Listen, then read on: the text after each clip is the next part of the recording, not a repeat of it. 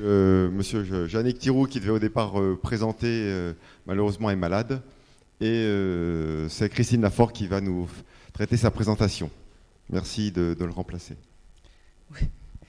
Bonjour, je vais essayer de remplacer au mieux Yannick Thiroux, avec qui je travaille depuis quelques années maintenant. Mais évidemment, nous ne sommes pas tout à fait sur les mêmes domaines. L'idée de cette présentation, dans un premier temps, Yannick avait souhaité reprendre l'ensemble du tissu adipeux. Alors, comme on en parle depuis 2 jours, on va peut-être limiter un peu les choses. Par contre, je vais essayer d'attirer votre attention sur les points importants pour la cosmétique, c'est-à-dire les choses qui sont caractéristiques et qui nous intéressent lorsque on formule un produit masseur ou un produit cosmétique amincissant. Le tissu adipeux, son côté général est assez classique, les voies de stockage, dégradation des graisses, on a vu tout ça, mais ce qui nous intéresse le plus, c'est son côté plastique. C'est le fait que ce tissu adipeux, et depuis ce matin on parle de rondeur, de forme, et c'est vrai que ça c'est typiquement esthétique et cosmétique, essayer d'obtenir une forme, une plasticité. Et en plus de ça, il est clair que son rôle d'amortisseur anti-choc, en particulier donc pour le tissu adipeux qui m'intéresse, c'est-à-dire ce ne sera pas le tissu adipeux masse viscérale, mais c'est vraiment le tissu adipeux sous-cutané. Alors excusez-moi, mais moi je parle toujours de tissu adipeux, mais celui auquel je pense, c'est toujours le sous-cutané. C'est un amortisseur essentiel et c'est aussi un excellent radiateur. C'est notre thermorégulation cutanée, c'est extrêmement important. Notre peau est maintenue à 32 degrés. Si on n'a pas notre radiateur, notre thermorégulateur, on va avoir une température qui va monter. On risque d'avoir des phénomènes de vasomotion, c'est-à-dire vasodilatation, vasoconstriction, qui peuvent favoriser, comme nous l'a montré Philippe Blanche-Maison tout de suite, qui peuvent accentuer un des 2 phénomènes. Donc ça c'est important. L'autre chose importante, c'est que l'adipocyte cutané, on en a parlé un tout petit peu à l'instant, est capable d'aller mobiliser des préadipocytes qui sont en fait des fibroblastes, donc qui sont dans le derme, qui sont des fibroblastes un petit peu déjà prédifférenciés. Et donc lorsque l'adipocyte a atteint ce qu'on appelle une taille critique, il est capable d'aller monopoliser des fibroblastes pour leur demander de se transformer en adipocytes. Ce sont des préadipocytes.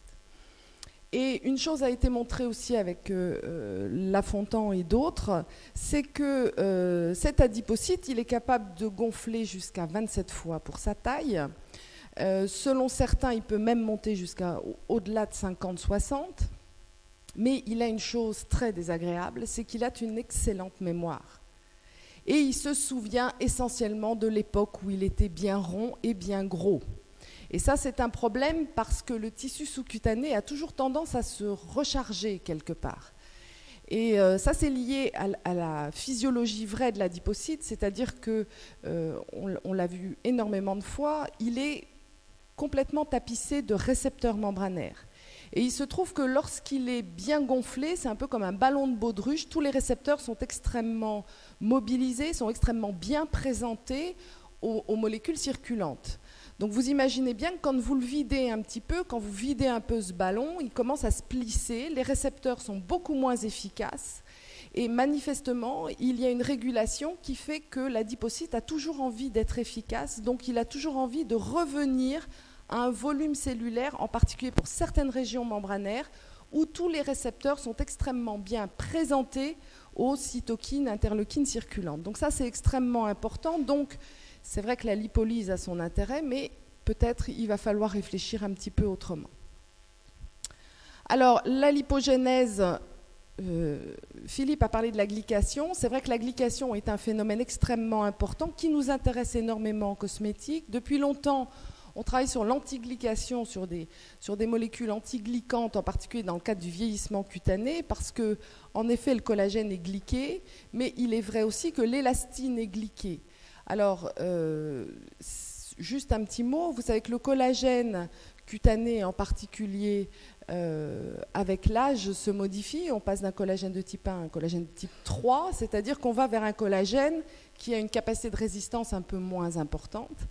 Et le collagène est très très résistant, certes, mais il ne revient pas en place. Ça n'est pas l'élastine. L'élastine, elle a cette grande capacité de s'étirer et de revenir à sa position initiale. Et les phénomènes de glycation, qui sont un peu le grain de sable qui empêche à la molécule de pouvoir bouger, puisqu'elle transforme sa structure tridimensionnelle, c'est le vrai grain de sable dans l'élastine, et c'est ce qui fait modifier la souplesse cutanée, et qui quelquefois casse et provoque l'apparition des rides. Eh bien, on a le même problème de glycation au niveau des cloisons fibreuse de la cellulite, puisque l'élastine du tissu sous-cutané se trouve aussi un petit peu glyquée, et donc les échanges cellulaires sont moins bons. Donc la lipolyse sera moins bonne. J'attire juste là votre attention, en ce qui concerne la lipolyse, sur une petite molécule qui est la cible essentielle de la caféine, c'est l'AMP cyclique, qui peut être inactivée, et dans ce cas-là, ça peut donner des formes inactives. Donc on va voir ça tout à l'heure. Alors, ce stockage excessif de graisse est à l'origine de la cellulite. Donc l'idée, évidemment, a toujours été de favoriser la lipolyse. Mais, bien sûr, vous vous en doutez, depuis quelque temps, donc je vais passer... Ah oui, j'ai un truc important à vous dire sur la localisation, mais je vais vous montrer que la lipolyse nous intéresse un petit peu en cosmétique, mais pour avoir suivi les cours de Philippe Blanchemaison et travaillé souvent ensemble entre les médecins et la cosmétique, on a de plus en plus des produits adaptés à un des 3 types de cellulite qui viennent de nous être présentés. La localisation anatomique est importante. Là encore, c'est peut-être quelque chose que vous appréhendez plus ou moins, c'est le fait que le tissu adipeux ne se développe pas de la même façon, le tissu adipeux sous-cutané ne se développe pas de la même façon chez les hommes et chez les femmes. Évidemment, vous connaissez cette répartition gynoïde et androïde, et c'est vrai que pour le développement en épaisseur du tissu adipeux sous-cutané, il y a beaucoup de pistes, d'études nous disant que le tissu adipeux se développe vers le muscle pour l'homme et plutôt vers le derme pour les femmes. Alors j'ai souvent tendance à dire en plaisantant que c'est pour ça qu'il faut que les hommes aillent faire de la gym et que nous, il faut qu'on aille se faire masser, c'est quand même beaucoup plus agréable. Mais ceci dit, il est clair que les récepteurs étant différents, il n'est pas impossible que l'adipocyte masculin, entre guillemets, soit beaucoup plus libérateur de graisse par l'activité musculaire que l'adipocyte féminin. La régulation, là aussi, je vais passer un petit peu.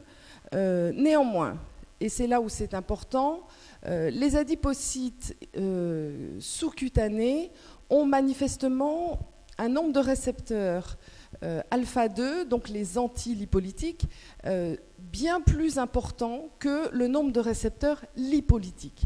Et c'est probablement pour ça, enfin c'est une des pistes avancées pour dire que les régimes amincissants qui permettent de diminuer la masse grasse viscérale, ou dans ces cas-là les adipocytes sont à peu près autant de récepteurs alpha-2 que bêta, nous, en sous-cutané, on se rend compte que les alpha-2 sont beaucoup plus importants que les bêta, moyennant quoi, forcément, quelquefois, ce serait une piste pour expliquer le fait que le tissu sous-cutané adipeux reste volumineux malgré les régimes amincissants.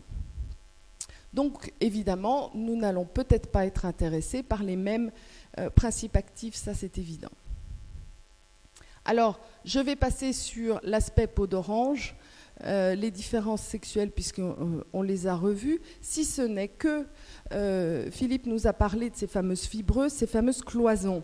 Il est clair que ces cloisons sont faites de collagène, et on sait maintenant que chez les femmes en particulier, ces cloisons sont très verticales, ce qui aurait tendance à donner des globules en loge les unes à côté des autres, alors que chez les hommes, ces cloisons sont plus transversales et donc donneraient moins cet aspect peau d'orange extérieure. Donc, on a vu la peau d'orange.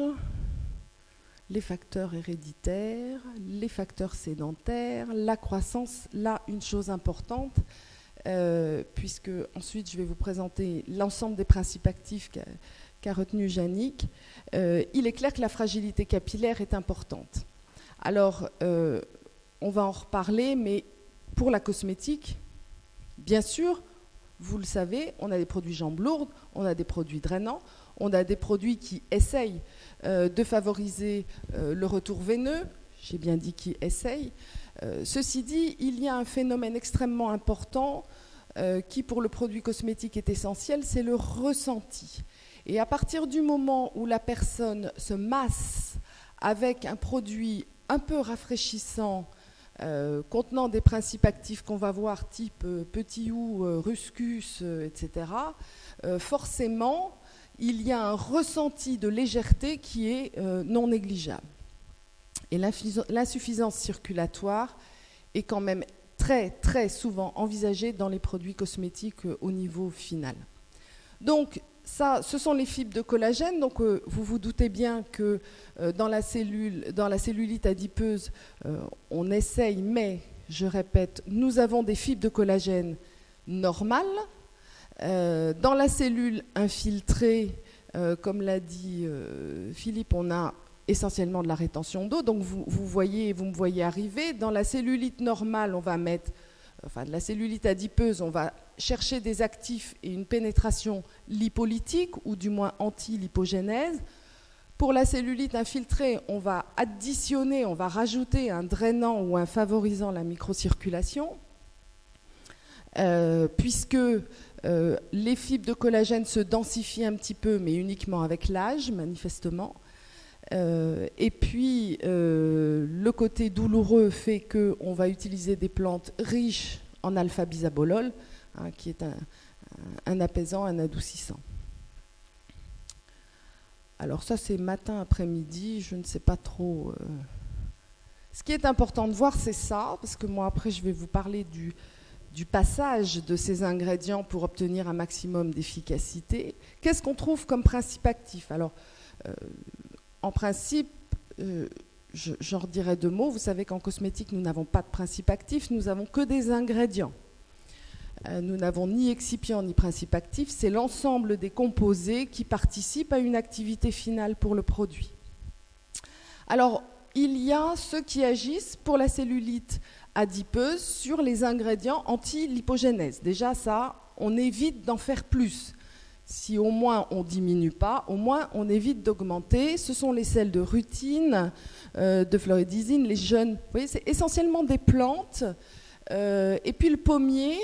Monsieur Schmitt en a parlé le premier jour, mais c'est vrai que la pomme en cosmétique qui est très très utilisée, c'est polyphénol, c'est un très bon antiradicalaire, mais les extraits de jeunes branches de pommier ont une activité qui bloque l'entrée de glucose au niveau de la cellule adipeuse. La liane du Pérou, bien sûr, pour la LPL, la lipoprotéine lipase, et les triterpènes de beaucoup d'extraits végétaux. Je vous en dirai deux mots. Ce sont avant tout des facilitateurs de passage percutané, plus que des molécules qui aident réellement à avoir une activité. C'est l'essentiel de l'intérêt, par exemple, des huiles essentielles. Si les huiles essentielles n'ont pas leurs terpènes, elles pénètrent quasiment jamais dans la peau. Ce qui limite la formation des adipocytes, c'est quoi? C'est ceux qui empêchent, comme je vous l'ai dit, les adipocytes d'aller solliciter un fibroblaste en lui disant « je ne peux plus faire face, il y a trop de gras qui arrivent, il faut que tu viennes m'aider ». Et donc, ces ingrédients sont tous ceux qui régulent l'activité des métalloprotéines de la matrice, des métalloprotéinases. Donc, on reverra ça puisque, ça y est, les premières études avec les métalloprotéinases sont sorties et les inhibiteurs des MPP sont extrêmement utilisés parce que l'intérêt, c'est quoi? Ce sont des enzymes qui sont capables de dégrader le tissu altéré. Le problème, c'est qu'avec l'âge, on renouvelle avec des molécules de moins en moins bien. Donc, il y a un équilibre, il y a une balance qui se fait. depuis notre naissance dans le tissu conjonctif entre les métalloprotéases de la matrice, celles qui digèrent le tissu abîmé, et les inhibiteurs. Et on se rend compte qu'avec l'âge, c'est moins un déficit enzymatique qu'une perte de ces inhibiteurs des métalloprotéases. Et donc l'idée, c'est de rétablir l'équilibre entre enzymes et inhibiteurs enzymatiques. Et puis, donc on retrouve des inhibiteurs de lipogénèse, des algues aussi, qui empêchent la différenciation. La caféine, bien sûr, c'est the ingrédient lipolytique. Alors, toutes ces études, quand je vous dis la plante resserre ceci, empêche cela, etc., ce sont des études, bien sûr, qui ont été menées très souvent sur des adipocytes sous-cutanés en culture. Donc on va essayer de l'appliquer en cutané, mais ça a été donc, ce sont des études très souvent, et l'ensemble de la bibliographie vous est donnée après, c'est des études référencées sur lesquelles on a travaillé en culture cellulaire, en culture d'adipocytes ou de pré-adipocytes. Donc la caféine, elle agit sur 3 niveaux très particuliers. Le premier niveau, c'est la dégradation de l'AMP cyclique, je vous en ai dit 2 mots tout à l'heure. Elle inhibe la dégradation de l'AMP cyclique liée à la phosphodiesterase, donc forcément, elle active l'activité lipolytique. Elle inhibe la mise en réserve parce qu'elle stimule nos récepteurs bêta-adrénergiques. Et on le verra, les récepteurs bêta-adrénergiques sont aujourd'hui une piste pour de nouveaux produits amincissants. Et puis, on le dit assez peu, mais elle favorise la perméabilité capillaire. Ça favorise la désinfiltration des tissus, ça permet d'avoir un tissu réel de soutien sur l'adipocyte. C'est extrêmement important parce que si vous regardez bien, vous vous rendrez compte aussi que de nombreux produits contour des yeux, par exemple, ou anti-poche, contiennent de la caféine. Donc on a énormément de choses, et une chose qu'il faut que vous sachiez, c'est que, je vous le dis, je vais vous en reparler très précisément après, c'est le fait que la caféine, qui est l'ingrédient lipolytique par excellence, a une très très grande caractéristique, c'est que c'est une molécule qui n'est ni vraiment hydrophile, ni vraiment lipophile. Alors, le maximum de solubilité de la molécule, aujourd'hui, est de 5% dans un mélange eau-alcool 50-50. Donc, il va être extrêmement difficile de faire un produit cosmétique qui contient plus de 5% de caféine. Alors, vous allez me dire, il y en a 7%. Je vous expliquerai tout à l'heure pourquoi ils annoncent 7%, mais en fait, la fraction soluble de caféine n'excède, pour l'instant en tout cas, dans les formes classiques, jamais 5%. Ensuite, on trouve des plantes, guarana, mais guarana, comme le maté, comme beaucoup, sont des plantes à caféine, des plantes à méthylxanthine. Donc, ce sont ou de la théobromine, ou même le cacao. Le cacao est très riche en méthylxanthine. Donc là, l'idée, c'est de rester dans des principes actifs très très proches de la caféine.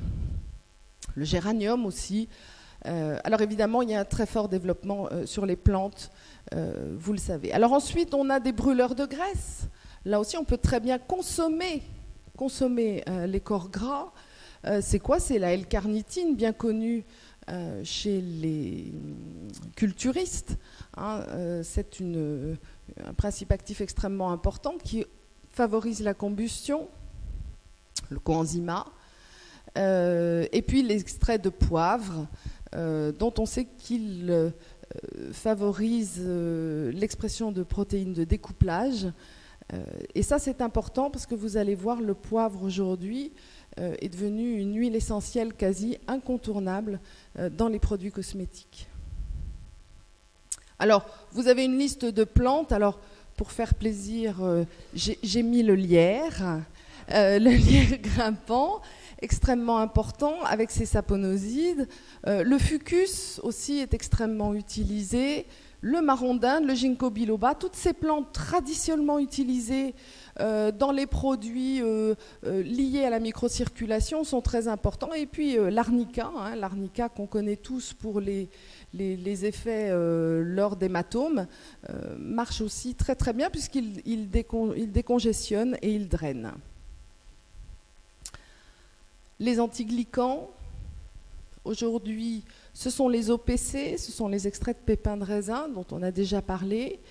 Et puis, bon, il y a l'hespéride, le manganèse et une autre piste dont je vais vous parler, ce sont des associations silicium-caféine.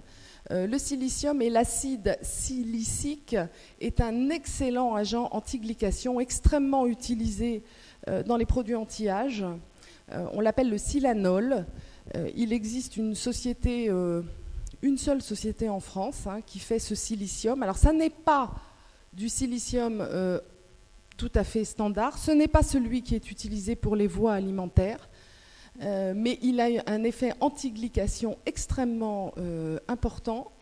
Et aujourd'hui, les études faites avec ces siliciums, ce fameux silanol, donc cet acide silicique plus ou moins couplé à un acide palmitique, donc un palmitate de silicium, est extrêmement, extrêmement utilisé et très très bien prouvé dans son efficacité. Et puis, je vais vous dire une chose que je dis souvent et qui fait sourire, mais c'est vrai.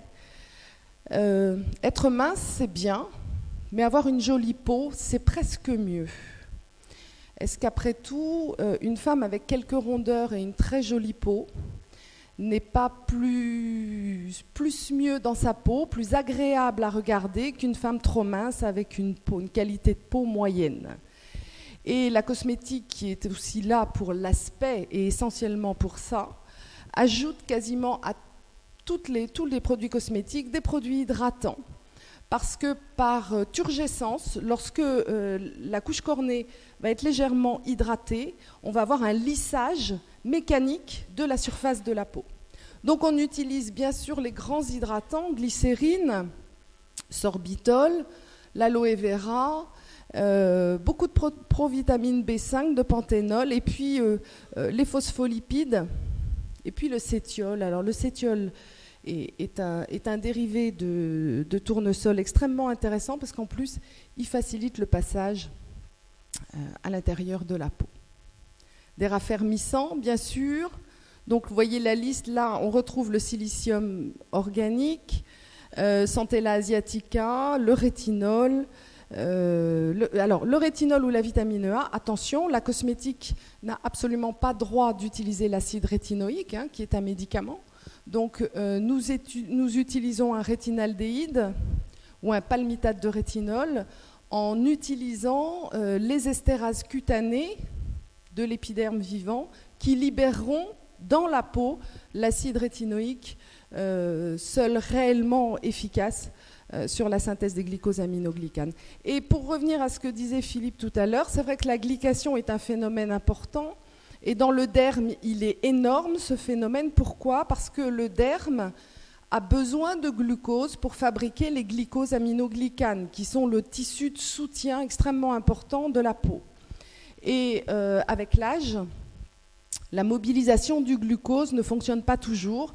Donc, dès qu'on est un tout petit peu en quantité de glucose supérieure à nos besoins, il y a un glucose circulant un tout petit peu plus important, y compris dans le derme, dont les enzymes n'ont pas la capacité de le piéger tout de suite pour synthétiser des glycosaminoglycanes, et ce phénomène participe également au phénomène de glycation générale.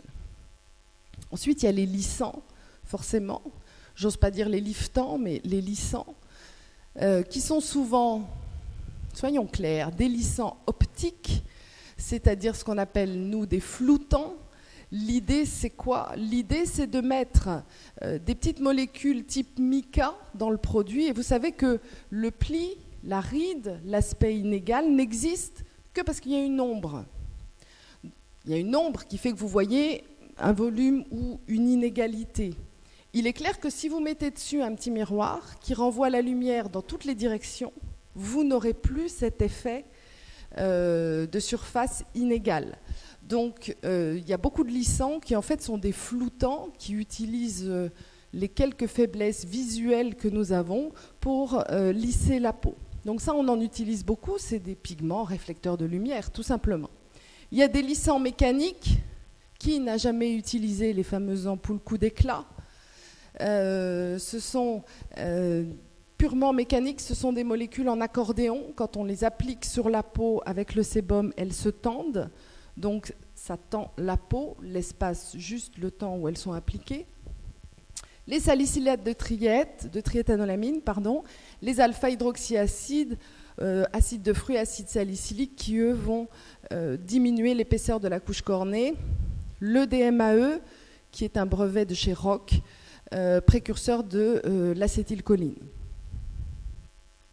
Donc voilà, je pense que là, vous avez déjà une bonne vue de l'ensemble des principes actifs utilisés dans les produits cosmétiques minceurs. Maintenant, je vais essayer de vous expliquer et de vous montrer que, d'abord, il y a une possibilité pour que le produit fonctionne et pourquoi on peut espérer pouvoir optimiser l'efficacité. Alors, comment on fait pour que tous ces ingrédients dont on a vérifié leur efficacité en culture, puisque pour l'essentiel c'est comme ça que sont faits l'évaluation d'une partie des produits cosmétiques, c'est-à-dire que chaque ingrédient est évalué et pour les principes actifs c'est souvent une évaluation in vitro. Après, il faut formuler le produit. Seulement, optimiser l'efficacité, ça dépend de quel côté on se place. Est-ce que l'efficacité, c'est l'utilisateur ou c'est le formulateur, la personne qui met au point le produit qui doit l'avoir? Ça, c'est une grande question. Et optimiser l'efficacité d'un produit minceur, je reste bien dans les produits minceurs parce que chaque catégorie a ses particularités. D'abord, il faut une persistance de l'effet. Ça, c'est un point important. Il faut que la durée du traitement soit respectable. C'est-à-dire que, là, je me place du côté un peu industriel. Vous imaginez bien, et vous le savez essentiellement, mesdames, les produits minceurs, c'est février. Dans toutes les revues féminines, c'est des produits qui apparaissent au mois de février, mars au plus tard. Donc, ça veut dire qu'il faut que avril, mai, juin, ce soit le maximum de traitement pour avoir un effet, pour pouvoir être en maillot de bain sur la plage. Et donc, il faut une action ex quantité par des problèmes de solubilité, de physico-chimie simple. C'est-à-dire que faire une crème, ça peut paraître simple, ça ne l'est pas toujours, mais faire une crème avec un principe actif qui va descendre jusque dans l'hypoderme, ça commence à être déjà un petit peu plus complexe et on est obligé d'avoir des molécules qui, physico-chimiquement, puissent être candidats à la diffusion à travers la peau. Ce n'est pas le cas de tout le monde. Donc il y a des associations qui sont faites. Certains exemples, je vous montrerai d'autres exemples après. Thermogénèse, mécanisme enzymatique. Très bien. Alors la caféine, son activité pharmacologique, tout le monde la connaît.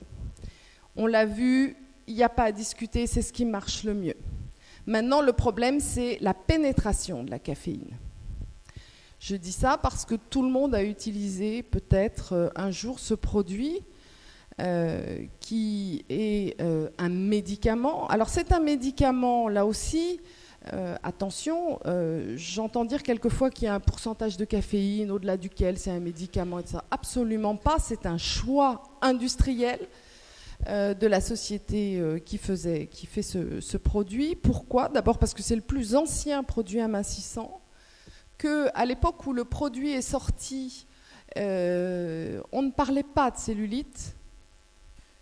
C'était un terme qui se référençait à une inflammation cellulaire et donc on aurait pu imaginer, selon la législation, qu'il s'agisse d'un médicament. Donc la société a préféré être claire et demander une AMM. Alors, vous voyez ce qui est écrit déjà, donc c'est 10 à 20 grammes de gel sur la partie à traiter selon son importance, donc c'est assez important. Et on va se retrouver avec une chose essentielle en cosmétique, mais ça m'a fait beaucoup plaisir de voir qu'en nutrition, vous partez pareil, c'est-à-dire qu'un minimum de 4 à 5 semaines est nécessaire pour voir un effet. Il ne faut pas forcément s'imaginer que en 48 heures chrono, vous aurez perdu 4 cm. Ça n'est pas vrai, c'est clair, et d'ailleurs c'est toujours très très bien inscrit sur les boîtes.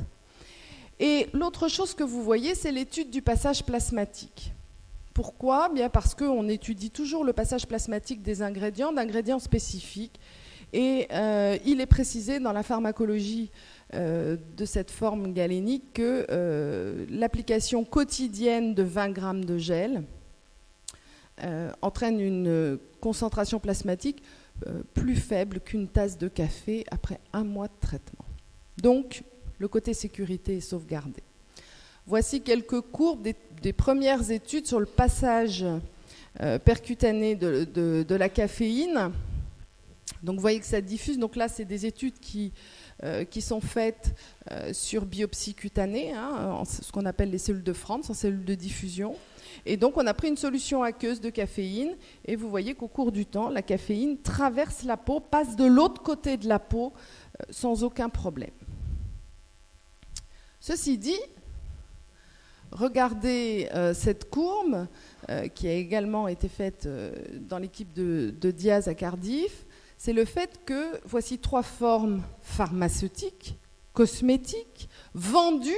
Donc, ce n'est pas des outils de laboratoire, ce sont des produits qu'utilise toute personne. Elles sont toutes les 3 concentrées à 3% de caféine. Donc, on pourrait se dire, après tout, que j'achète celui-là, celui-là ou celui-là, c'est la même chose. Eh bien, vous voyez que ce n'est pas du tout la même chose dans les profils de passage à travers la peau. Et on a manifestement, alors je n'ai aucune action chez Lancil, je vous le dis tout de suite, on a manifestement un produit qui fait passer une quantité de caféine beaucoup plus importante que les 2 autres. Et c'est là que va se faire la différence, probablement d'efficacité du produit. C'est là que interviennent toutes les textures, toutes les formulations du produit, type produit minceur. Alors justement, pour atteindre cette cible, qu'est-ce qu'on fait ?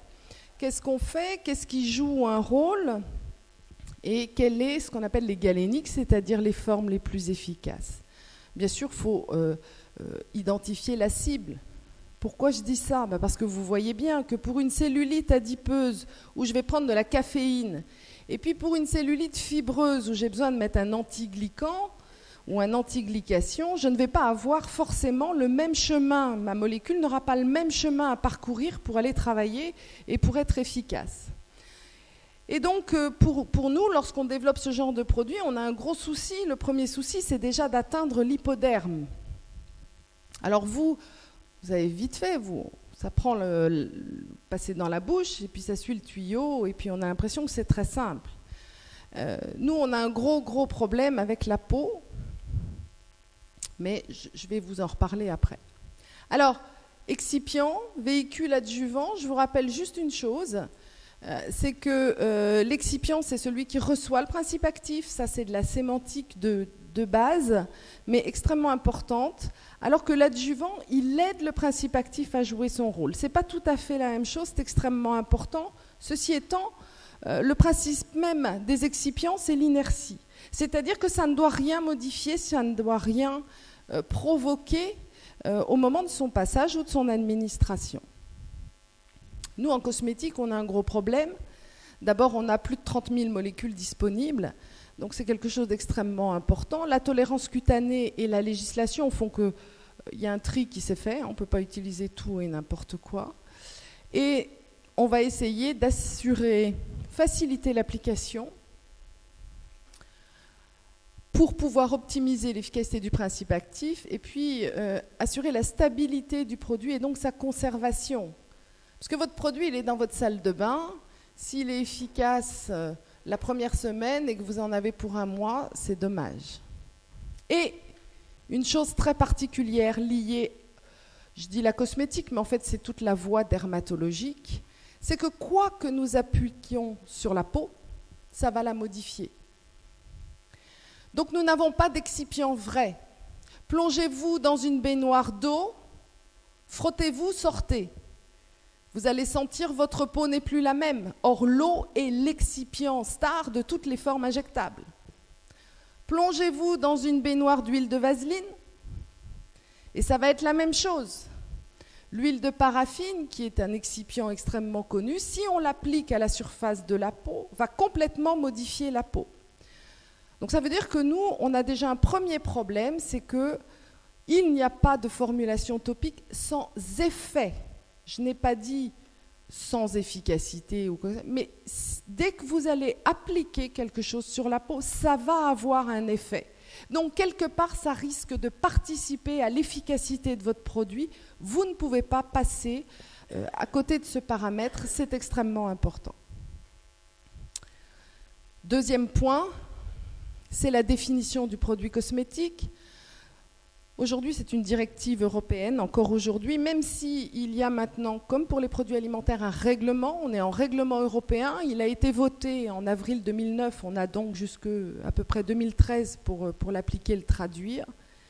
Et vous voyez que dans sa définition, un produit cosmétique, c'est une substance, préparation, enfin bref, destinée à être mis en contact avec les produits superficiels, les téguments, les muqueuses, etc., en vue exclusivement ou principalement de nettoyer, parfumer, modifier l'aspect, et c'est en ça où les produits amincissants participent à la famille des produits cosmétiques, corriger les odeurs, protéger ou maintenir en bon état. Autrement dit, j'aimerais que vous reteniez une chose, c'est que ça n'est pas vrai que par définition, un produit cosmétique doit rester en surface. Je vous remets la définition. On vous dit que c'est un produit qui est appliqué sur la peau, dans le but de. Il est écrit nulle part que ça doit rester à la surface. Évidemment, si c'est un lait démaquillant, en général, le maquillage est en surface, on l'enlève. Mais si vous voulez une crème anti-âge efficace, il faut aller toucher le derme. Donc, si vous voulez un produit minceur efficace, il faut descendre à l'hypoderme. C'est évident. Donc ça, c'est important, et c'est pour ça que dans la pharmacologie de percutaféine, il est précisé la quantité plasmatique. Parce que systématiquement, lorsqu'on fait des études de passage percutané, on envisage un passage systémique et donc une éventuelle peut-être toxicité du produit cosmétique. Donc je vous l'ai dit, vous, la majorité de la nutrition, c'est relativement simple. Votre problème, c'est la barrière intestinale, essentiellement. Nous, notre problème, c'est dès le début. Notre problème, c'est ça, c'est la zone d'application. Alors, pourquoi c'est un problème? Il y a deux choses. La première chose, c'est la physicochimie. Je vous ai dit, la caféine, c'est une molécule qui n'aime ni vraiment l'eau, ni vraiment l'huile. Et là, à la surface de la peau, on est plutôt lipophile. C'est plutôt les molécules qui aiment le gras qui vont se mettre sur la peau. Mais très vite, donc sur la couche cornée, très vite dans l'épiderme dit de Malpighi ou dans l'épiderme vivant, c'est-à-dire cette partie rose, qui, vous le voyez, n'est pas vascularisée. C'est dans cette partie-là, là on est déjà beaucoup plus hydraté. On est déjà à 70-75% d'eau. Donc c'est évidemment, si la molécule n'aime que le gras, elle va avoir beaucoup de mal à diffuser ici. Et là, j'ai fait qu'un tout petit peu de chemin, puisque moi, ma cible, elle est là, je vous rappelle, c'est l'hypoderme. Et donc, forcément, si elle passe, elle va rencontrer toute la circulation sanguine qui va pouvoir éventuellement la capter. Donc ça, c'est les difficultés de passage à travers la peau, d'où les formes que je vais vous montrer. Et puis, l'autre chose qu'on oublie, c'est la physiologie standard, c'est-à-dire que la peau, même si vous ne vous en rendez pas compte, elle jette beaucoup de choses. Elle jette ses cornéocytes lorsque nous desquamons. Elle jette de l'eau par la sueur. Nous avons ce qu'on appelle une perte insensible d'eau, c'est-à-dire que nous perdons environ 5 mg mètre carré heure, quoi que nous fassions. Tout va vers... Les poils, en général, vont vers l'extérieur. Le sébum va en général vers l'extérieur. Donc vous voyez bien que la physiologie normale cutanée fait que nous, on veut faire rentrer un principe actif. Or, la physiologie cutanée fait tout partir vers l'extérieur. Donc en plus, il va falloir trouver une force, un moteur pour que le produit rentre et atteigne cette fameuse cible qui est ici, qui est l'hypoderme.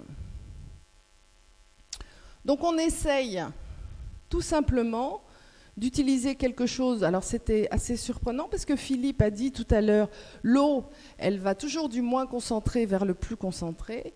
Et moi j'ai tendance à dire que le principe actif, il va toujours du plus concentré vers le moins concentré, ce qui est exactement la même chose, mais on ne se positionne pas du tout du même côté de la barrière.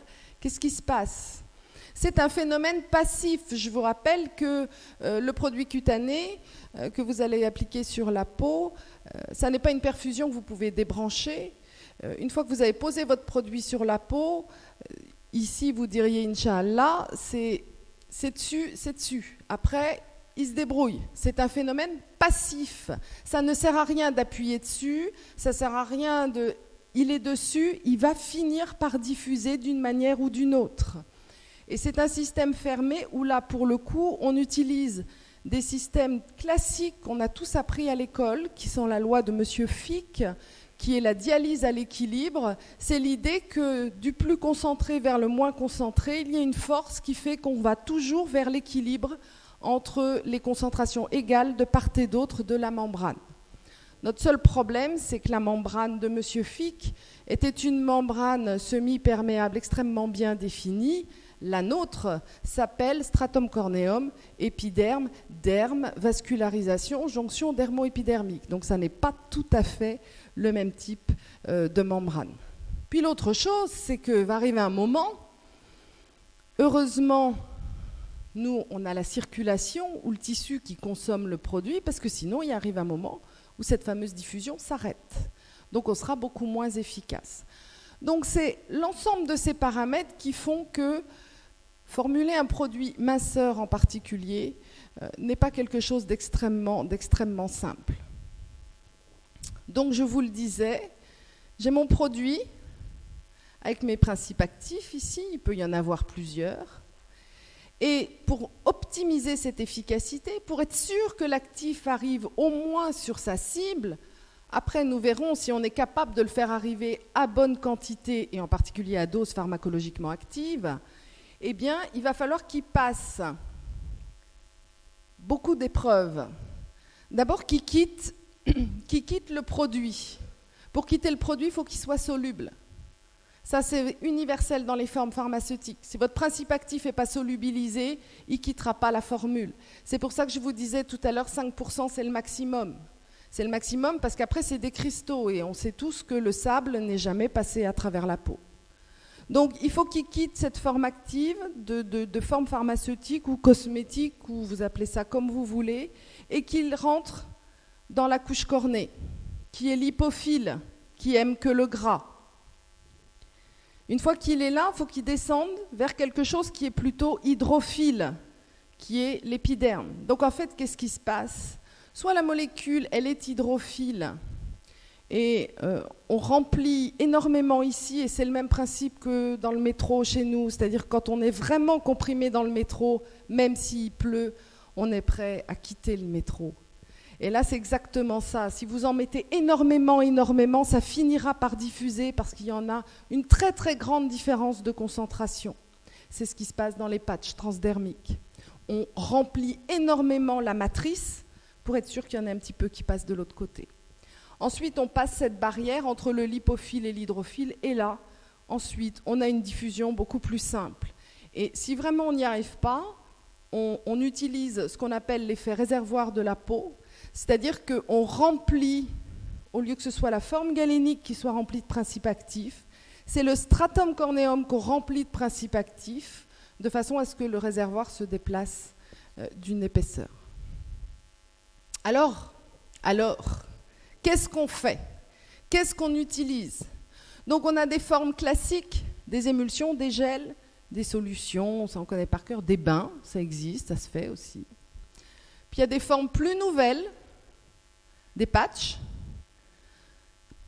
ce qui est ennuyeux parce que ce n'est pas tout à fait des produits cosmétiques, hein, puisque si c'était un vrai patch cosmétique, cette dame, elle mincirait là, là et là. Hein, c'est la caractéristique, puisque on a en principe que l'effet local ou loco-régional qui nous est autorisé. Et puis on a aussi les cosmétotextiles. donc les collants amincissants, les collants hydratants, qui sont des produits cosmétiques. Pourquoi ? Parce que ce sont des produits appliqués sur la peau dans le but de modifier l'aspect. Donc, légalement, ils rentrent tout à fait dans la catégorie des produits cosmétiques. Et les premiers collants hydratants et amincissants, qui étaient les collants DIM, je ne sais pas si vous en avez entendu parler, donc avec Jean-Paul Marty, donc l'ancien directeur du laboratoire, nous avions développé les particules qui étaient accrochées à la fibre du collant et qu'on use en fait en marchant. L'idée, c'était de faire des capsules remplies de principes actifs qu'on usait au fur et à mesure où on marchait pour faire rentrer le principe actif dedans. Donc les cosmétotextiles, c'est aussi un avenir. Je vous rappelle qu'on est quand même, en général, assez souvent couvert de textiles. Ça dépend ce qu'on fait, mais le plus souvent, c'est ça. Autre chose qu'il faut que vous ayez en conscience, dans la tête, c'est que, bien sûr, il y a un ordre décroissant de disponibilité, ça dépend des excipients, etc. Mais dites-vous bien que ce qui va être vraiment sur la peau n'a rien à voir avec ce qui est dans le tube ou dans le pot. Vous prenez une crème, il y a 60% d'eau. Quand vous allez l'appliquer sur la peau, il y a une telle quantité d'eau qui va s'évaporer qu'en fait vous concentrez certains éléments de la crème qui vont rester fixés sur la peau. Et c'est ce qui fait que le gel percutaféine, pour ceux ou celles qui l'ont déjà utilisé, laisse un dépôt blanc.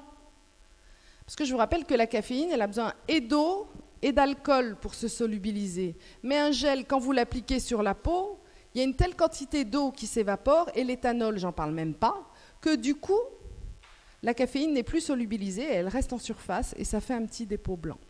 Donc ça aussi, c'est un phénomène extrêmement important à prendre en compte. Donc on va essayer de pallier à tout ça. Et on fait quoi ?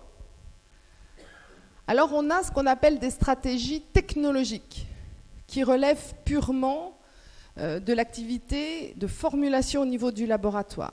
Ce sont les liposomes, les niosomes, dont vous avez peut-être entendu parler, et puis un des meilleurs exemples, c'est celui-là, c'est un principe actif breveté qui s'appelle Sveltine. Ce sont des liposomes qui sont faits avec, donc les liposomes, je vous rappelle, c'est des capsules dont les parois sont faites essentiellement avec des phospholipides. Le cœur à l'intérieur est hydrophile et l'extérieur est lipophile. L'intérêt, c'est quoi ? L'intérêt, c'est de faire croire au stratum corneum que vous faites passer quelque chose de gras, mais en fait, à l'intérieur, vous avez quelque chose d'aqueux.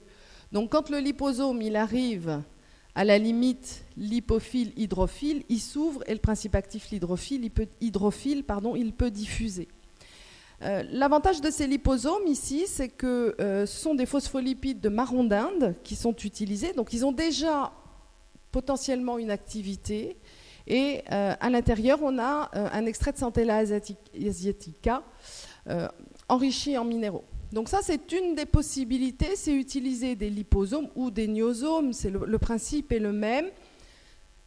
Mais avant tout, toutes ces formes encapsulées sont là pour protéger le principe actif et pour leurrer la peau, pour faire rentrer le principe actif.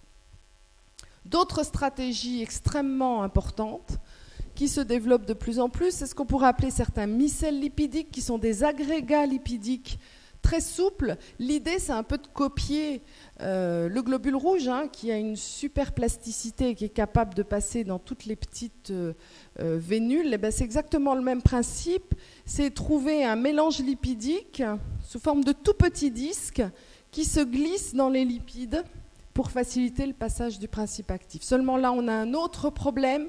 Vous voyez la taille, on est à 5 nanomètres et nous rentrons donc dans ce qu'on appelle des nanostructures. Et aujourd'hui, tout ce qui est forme nanométrique pose de gros problèmes législatifs et des grandes questions en ce qui concerne la sécurité. Donc ces micelles lipidiques sont encore plus qu'étudiées qu'utilisées. Et puis une des formes alors, qui de plus en plus devient classiques, c'est ce qu'on appelle les transférosomes, qui sont plus connus sous le nom de SLN, solides lipides nanoparticules. Pourquoi ? Parce que comme ce sont des particules, des agrégats lipidiques des formats mais relativement rigides, ils peuvent passer par les pores cutanés. Donc là, on sait exactement où ils vont. Et à tous les coups, on a un criblage de l'actif, c'est-à-dire qu'on est sûr que l'actif est protégé, qui va rentrer. Et puis je ne vous cache pas que tous ces produits-là sont plutôt des corps gras qui vont participer à une souplesse cutanée, à un fini cutané non négligeable. Donc on gagne sur 2 tableaux. Après, les stratégies d'utilisateur. Vous avez bien compris que pour faire passer la molécule à travers la peau, il fallait absolument une surface cutanée, on va dire, homogène, assez souple, et qui ait envie de voir pénétrer son principe actif, surtout si le principe actif il est très hydrophile ou très lipophile, et là c'est extrêmement délicat. Donc en fait, on a différentes solutions que vous voyez sur les produits. C'est-à-dire la première, c'est l'hydratation. Sachant que je parle d'hydratation et je ne parle pas de peau sèche. L'hydratation, c'est un manque d'eau. La peau sèche, c'est un manque de gras. Donc ce n'est pas tout à fait la même chose. Donc c'est pour ça que les produits cosmétiques, les produits minceurs, toujours préconiser une utilisation après le bain ou après une douche, lorsque la peau, ou du moins les récepteurs plutôt hydrophiles des phospholipides, sont saturés en eau. Une couche cornée plutôt régulière, évidemment, plus le chemin à parcourir est mince, plus on a de chances que le principe actif arrive correctement à sa cible. Et puis une très bonne circulation. Et là, on se retrouve confronté à le cas, quelquefois, de produits minceurs qui ne fonctionnent pas parce que sur certaines cellulites trop liées à la microcirculation, problèmes lymphatiques. Donc, pour essayer de favoriser le passage du produit, il faudrait une vasodilatation un peu favorisée avec une eau chaude, une friction, enfin bref, tout un tas de systèmes, d'où l'industrie cosmétique qui quand même, très très souvent, cumule un outil. C'est pareil, si vous regardez très clairement, de plus en plus, un produit cosmétique est associé à un outil. Vous avez la petite brosse, les petits picots, le petit palpé roulé, etc. Pourquoi ? Pour essayer de faciliter le passage du principe actif, dont vous avez compris que le faire passer était quelquefois extrêmement délicat. Autre stratégie d'utilisateur bien connue, c'est l'occlusion. L'occlusion, c'est quoi ? Je vous ai dit, la caféine, elle aime essentiellement l'eau et l'alcool, puisqu'elle n'est soluble au maximum qu'à 5% dans un mélange 50-50. Donc l'idée, c'est quoi ? C'est que vous imaginez bien qu'elle n'aime pas trop le gras. Je vous rappelle que la couche cornée, c'est essentiellement un empilement de cornéocytes avec des lipides intercellulaires. Donc, pour que ces lipides soient un peu moins lipides, eh bien, si on est occlusif, toute l'eau que nous sommes censés perdre va rester au niveau des têtes hydrophiles des phospholipides. Donc, ce sera un petit peu moins lipophile. Donc, on peut espérer qu'on fera pénétrer le produit de façon un peu plus importante. Donc là, en plus, avec ce que j'appelle la technique Cellofray, qui est... Alors, ne riez pas. Ah non, ne riez pas. Vous savez bien. Enfin, qui n'a jamais...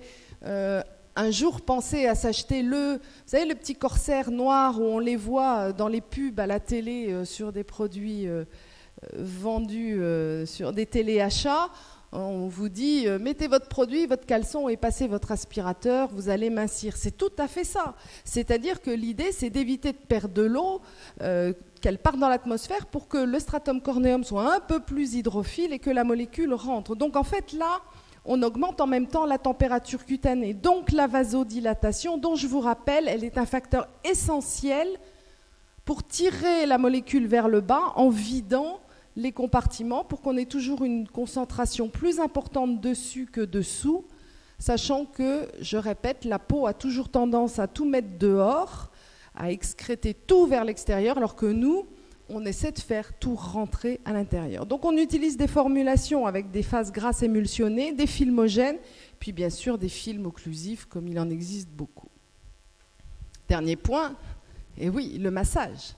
Philippe nous l'a dit, il y a des cellulites plutôt infiltrées où il y a besoin d'un drainage et autres. Donc là, très clairement, l'idée c'est de favoriser l'application du produit, aider à sa pénétration, puis c'est un effet propre un effet drainant, un effet... et ça, vous ne pouvez pas passer à côté pour les produits cosmétiques. Et je vous l'ai dit, donc la réponse de produits aujourd'hui est de plus en plus globale. Et on cherche une synergie d'actifs. On cherche à cibler la cellulite adipeuse en étant lipolytique ou anti-lipogénèse, la cellulite fibreuse, anti-glycation, synthèse de collagène, etc., voire tout simplement lissant, pour que, même s'il y a quelques kilos, qu'au moins la peau soit jolie. Donc là, on est typiquement hydratant, liftant, lissant. Et vous voyez que dans ce cas-là, on a des associations de produits qu'on va très vite reconnaître. Si on prend cette association qui s'appelle Thalassotis, vous trouvez du petit hou, on a parlé de la myrtille, dont parlait Philippe tout à l'heure, du marron d'Inde, noisetier, puis une plante hydratante, Palmaria palmata. Ensuite, on a des mélanges, alors selon qu'on est, vous voyez bien là, selon qu'on est 100% marin, parce que vous savez, en cosmétique, il y a un nouveau monde, il n'y a plus animal, minéral, végétal, comme on l'a appris. En plus, maintenant, nous, on a le monde marin, qui est un monde particulier. Et puis, vous avez des isoslimes complexes, là, par exemple, avec des isoflavones de soja. Je vous rappelle que les isoflavones de soja sont là pour stimuler les récepteurs cutanés à l'œstradiol et ont surtout une activité hydratante, caféine, carnitine, consommation des graisses, certains acides aminés et puis toujours une petite algue pour être assez hydratant. Alors, ça, je vais passer... Ce que je voulais vous montrer, c'est une étude qu'on a faite avec Rim Ben Mustafa, qui travaille au laboratoire, qui travaille sur les bioéquivalences de formes cutanées. Et avant de se lancer dans des bioéquivalences de formes, on a regardé ce qui existait sur le marché. Et lorsque vous regardez, par exemple, ici, vous voyez, tous les produits vous proposent... Je vous l'ai dit, des formes galéniques particulières. Alors on vous parle de technologies avancées, des films uniformes d'actifs, des essences minceurs, des capsules, etc. Et je vous l'ai dit, certains vous annoncent jusqu'à 7% de caféine. Alors attention, ça veut dire que vous avez 5% de caféine soluble, donc disponible et candidate au passage, plus 2% d'une forme précurseur de caféine, ce qui pour galénique en particulier est un glycolate de caféine. L'intérêt, c'est quoi? C'est que, je vous l'ai dit tout à l'heure, ça va se vider au fur et à mesure. Donc l'idée, c'est de se dire, au fur et à mesure où le taux de caféine libre, dissoute, s'en va, je régénère avec une caféine qui se libère sur place. Donc vous voyez, il existe des stratégies technologiques, des multi-activités. Et puis, des multi-activités, c'est ce qu'il y a de plus aujourd'hui. Et puis, je voulais quand même vous parler de certaines pistes sur lesquelles on travaille de plus en plus. Une des pistes, Philippe l'a évoqué, ce sont les métalloprotéinases de la matrice. Alors, on n'en a pas beaucoup parlé. On sait qu'on a la matrixine 7, la métalloprotéase de la matrice, qui agit sur la différenciation de l'adipocyte sous-cutané. Ça, c'est prouvé. Ce qui est prouvé aussi, c'est qu'elle est active sur la fibronectine. La fibronectine, c'est un des grands marqueurs du vieillissement avec le taux de collagène 3. Ce sont des fibres qui participent énormément à cette fameuse cellulite fibreuse. Et je vous l'ai dit, ce qui est important, ce n'est pas tellement le taux d'enzymes, c'est la balance enzyme-inhibiteur enzymatique. C'est ça qui est important. Alors, pour vous donner une idée, il y a 2 études qui ont été faites chez le rat, chez l'animal, évidemment. Alors c'est un problème parce que j'ai vu que dans beaucoup de travaux qu'on a vus ces jours-ci, il y a eu beaucoup d'études sur le rat ou la souris. Ce qui est clair, c'est que nous, on sait très bien que la graisse sous-cutanée du rat ou de la souris n'a rien à voir avec la graisse sous-cutanée de l'homme. Néanmoins, on peut toujours y espérer de pouvoir trouver une approche. Il existe une molécule active qui s'appelle la galardine, qui est un inhibiteur non spécifique des MMP, qu'on utilise dans le vieillissement cutané et qui peut être sorti en particulier du chardon-marie. Et on s'est rendu compte que le nombre d'adipocytes sous-cutanés était augmenté, donc on peut se poser des questions, mais comme leur diamètre était diminué, finalement la quantité de graisse sous-cutanée se trouvait extrêmement diminuée. Donc ça veut dire que ces inhibiteurs de MMP permettent de limiter la taille de l'adipocyte. Probablement en laissant, et c'est peut-être là qu'est le problème, en laissant les fibres encapsuler l'adipocyte et en le piégeant dans une taille au-delà de laquelle il ne peut pas aller. Néanmoins, le problème, c'est que puisque le nombre d'adipocytes sous-cutanés a augmenté, ça veut dire qu'on a laissé à ces adipocytes la capacité d'aller chercher des fibroblastes prédifférenciés pour redonner des adipocytes. Donc, c'est une piste, c'est une forme de piste à explorer, mais qui reste quand même assez particulière. Alors, pourquoi je vous parle de ces pistes-là? Parce que les MMP et les inhibiteurs de MMP sont déjà très utilisés dans les produits anti-âge. Donc, si vous voulez, ce sont des produits qu'on maîtrise assez bien pour la formulation et pour le passage à travers la peau. Ensuite, il y a un brevet chez Roche sur des inhibiteurs de certaines métalloprotéases de la matrice, mais là, ce sont des administrations voie orale qui étaient faites dans le cadre du diabète. Et en fait, ils ont aussi étudié les adipocytes sous-cutanés. Et là aussi, mais bon, la graisse sous-cutanée est moins diminuée en quantité. Mais pour vous dire, probablement que ces inhibiteurs des métalloprotéases de la matrice, qui sont des peptides tout à fait administrables via probablement plutôt des transférosomes, comme je vous le disais tout à l'heure, donc des solides lipides nanoparticules, puisqu'il faut les protéger, sinon ils vont se faire manger en cours de route, sont une des pistes importantes à regarder. Et puis pour ceux qui m'ont un peu vu, évidemment, moi je fais partie des gens qui utilisent leur sens, et la cosmétique ne fait que ça, utiliser nos sens, c'est extrêmement important. Alors on a une criste marine qui nous permet de synthétiser des bêta-endorphines. Une autre réflexion dit que le tissu adipeux brun est sous la dépendance du système nerveux sympathique. Et figurez-vous que certaines huiles essentielles favorisent l'activité du système nerveux sympathique. Vous me voyez arriver, industrie cosmétique, huile essentielle. Eh bien oui, l'effet des odeurs sur le système nerveux des femmes a été étudié sur des jeunes femmes de 22 à 25 ans. Elles ont respiré 6 huiles essentielles différentes. Et qu'est-ce qui a été fait sur cette étude? Ont été mesurées la variation de pression sanguine et le taux plasmatique de catécholamine. Et on s'est rendu compte, ce dont je vous disais 2 mots tout à l'heure, que poivre, estragon, fenouil, citron stimulent l'activité du système sympathique, alors que rose patchouli diminue cette activité. C'est une équipe Shiseido, bien sûr, qui a fait cette étude, et donc elle a été poursuivie, là c'est chez l'animal. Voilà ce qui a été fait. Il y a eu l'huile essentielle de citrus paradisique qui a été étudiée, une stimulation olfactive de l'animal, donc on lui donne à respirer 15 minutes de stimulation 3 fois par semaine, donc ça veut dire une application d'un produit 3 fois par semaine, enfin bon, vous imaginez bien. Stimulation de l'innervation du tissu adipeux brun.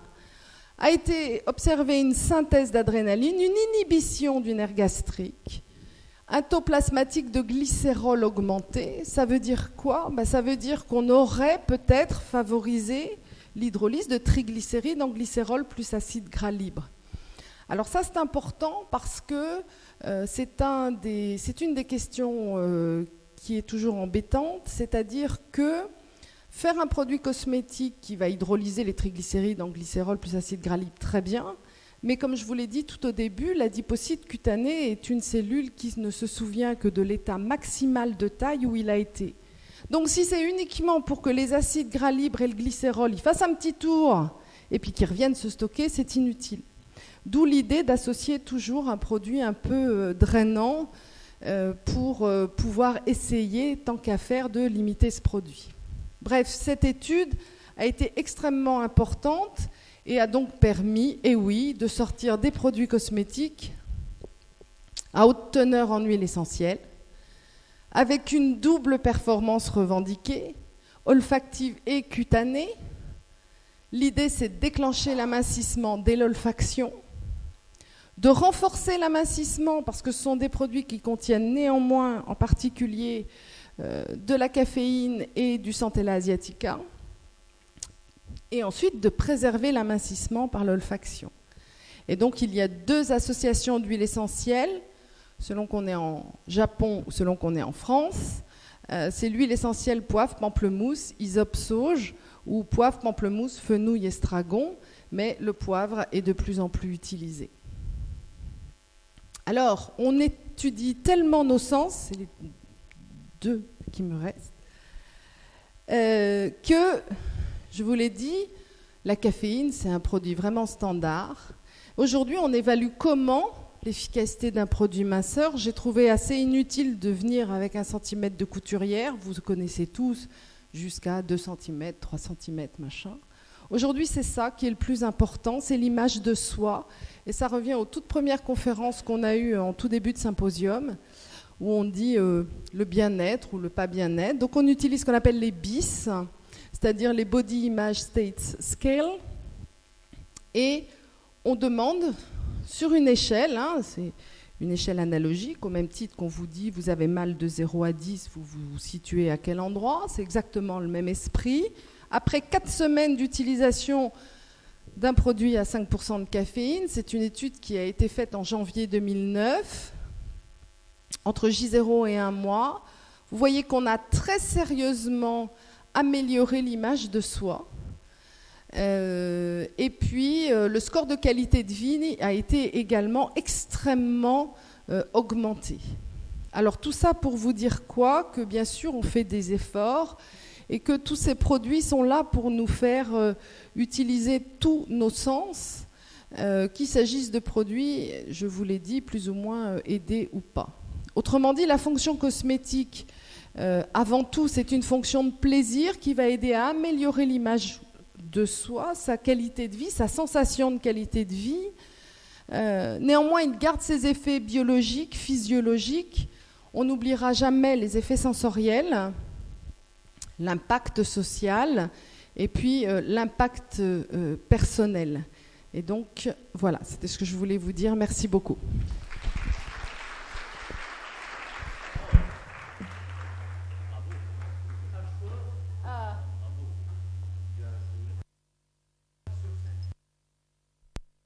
A-t-il une question?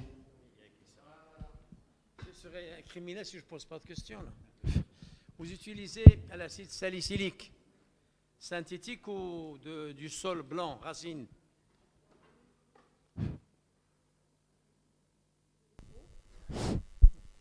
Non, on utilise... Oui, non, on utilise de l'acide salicylique synthétique pour une raison très simple, c'est qu'on sait que pour avoir une activité sur la couche cornée, donc oui. pour être kératolytique, enfin un classique, oui, à une seule condition, c'est que votre formulation soit au pKa de votre acide. Et donc les formes chimiques étant plus pures, on peut mieux ajuster le pH de la forme galénique finale pour avoir une meilleure activité. Si l'acide de fruit ou votre forme cosmétique à l'acide de fruit n'est pas au pKa de cet acide, qui est en général à 3,5, 4, c'est pour ça que ça pique, vous aurez une mauvaise fixation sur les cornéocytes et les lipides de la couche cornée, donc l'effet décapant sera quand même un petit peu moins bon. L'aloe vera que vous utilisez, il y en a 2 sortes, l'aloès du Cap et l'aloès des Barbades. Lequel vous utilisez? Barbade. Barbade. Alors je m'arrête là, parce que je suis un grand bavard. D'autres questions? Bah, c'est bien, c'est que tout le monde est content, c'est bien. C'est impeccable. Hein. Oui, oui, oui. Moi j'avais une question qui me démangeait depuis tout à l'heure déjà avec Philippe. Et, lorsqu'on fait de la lipolyse, soit par M6, soit par... que deviennent ces graisses une fois qu'ils sont... Ouais. Est-ce qu'ils ont, je sais pas, un tout à l'égout ou... C'est une très bonne question. Vous avez remarqué, cette question arrive depuis qu'on a des appareils qui commencent à être efficaces. C'est surtout avec le laser qu'on a cette question-là. On a une vraie mobilisation. Et donc, normalement, c'est une question de quantité. C'est-à-dire qu'en fait, déjà, il faut montrer la lipolyse. Alors, pour démontrer une lipolyse, on vous l'a dit sur les journées précédentes, le meilleur moyen, c'est de mesurer le taux de glycérol.